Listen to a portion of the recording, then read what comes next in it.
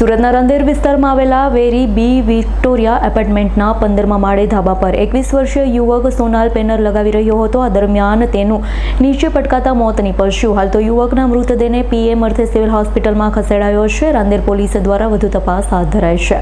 સુરત નવી civil hospital ખાતેથી મળતી માહિતી મુજબ મૂળ ઉત્તરાખંડ અને સુરતના રાંદેર વિસ્તારમાં આવેલી ભાગ્યોદય સોસાયટીમાં 21 વર્ષીય રોહિત કુમાર સર્વજીત યાદવ રહેતો। પરિવારમાં માતા પિતા, એક ભાઈ અને 2 બહેન છે, જે વતન ખાતે રહે છે। રોહિત સુરતમાં છેલ્લા 5 વર્ષથી મિત્ર સાથે રહેતો। આ સાથે જ કેપી ગ્રુપની સોલાર કંપનીમાં સોલાર લગાવવાનું કામ છેલ્લા 3 વર્ષથી કરતો। રોહિત રાંદેર વિસ્તારમાં વેરીબી એપાર્ટમેન્ટમાં બી ટાવરમાં 15મા માળે કાબા પર સોલાર પેનલ ફિટિંગ કરી રહ્યો હતો। આ દરમિયાન અચાનક 15મા માળા પરથી સીધો નીચે બેઝમેન્ટમાં પટકાયો હતો। રોહિતનું ઘટના સ્થળે જ કમકમાટીભર્યું મોત નીપજ્યું।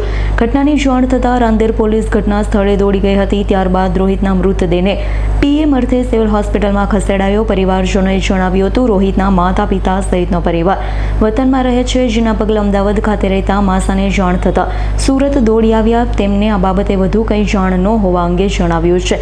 જ્યારે આ ઘટનામાં કોઈની બેદરકારી હોય તો તે પોલીસ કાર્યવાહી કરશે તેવું જણાવ્યું હતું। Bureau report S9 news Surat.